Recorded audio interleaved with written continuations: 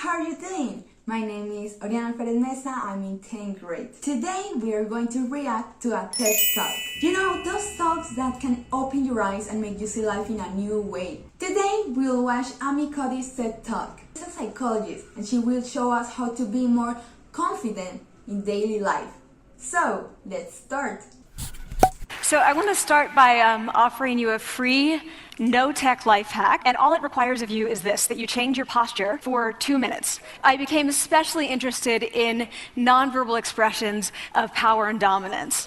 And what are nonverbal expressions of power and dominance? Well, so in the animal kingdom, they are about expanding. So you make yourself big, you stretch out, and humans do the same thing. So they do this both ways. I agree with Cody. I think we change our posture without even noticing it, to show how we feel, both good and bad feelings. To be honest, I do this all the time. Anyway, let's keep watching. When they have power sort of chronically, and also when they're feeling powerful in the moment. So powerful people tend to be, not surprisingly, more assertive and more confident. Physiologically, there also are differences on two key hormones, testosterone, which is the dominance hormone, and cortisol, which is the stress hormone. We decided to bring people into the lab and run a little experiment, and these people adopted for 2 minutes high power poses or low power poses. And I'm just going to show you 5 of the poses, although they took on only 2. This is what happens. They come in, they spit into a vial. We, for 2 minutes, say, you need to do this or this. We then ask them, how powerful do you feel on a series of items? And then we take another saliva sample. Here's what we find on testosterone.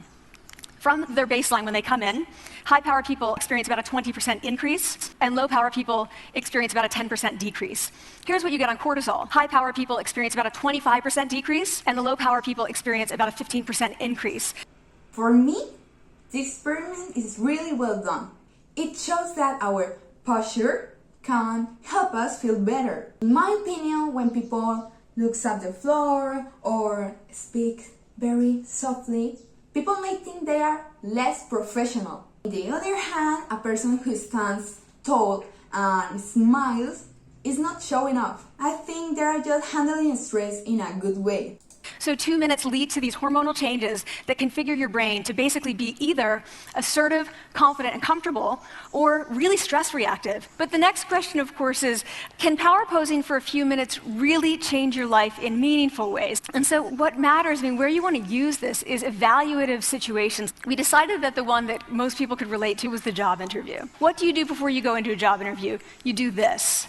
Right? You're sitting down, you're looking at your notes, you're hunching up, making yourself small, when really what you should be doing maybe is this, like in the bathroom. Okay, so we bring people into a lab and they do either high or low power poses again. They go through a very stressful job interview. It's 5 minutes long. They are being recorded. They're being judged also.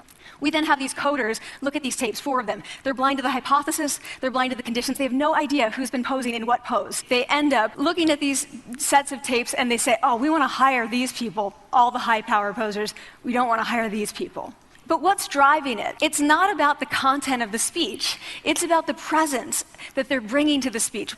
The last thing I want to leave you with is this. Tiny tweaks can lead to big changes. Before you go into the next stressful evaluative situation, for 2 minutes, try doing this in the elevator, in a bathroom stall, at your desk behind closed doors. That's what you want to do. Configure your brain to cope the best in that situation. Get your testosterone up, get your cortisol down, and it can significantly change the outcomes of their life. Thank you. I like to add something that works for me. Before a presentation, I record myself. Then practice in front of friends or family and ask what they understood. Trust me, it helps a lot. Thank you so much for watching. See you in the 4th term. Take care and bye!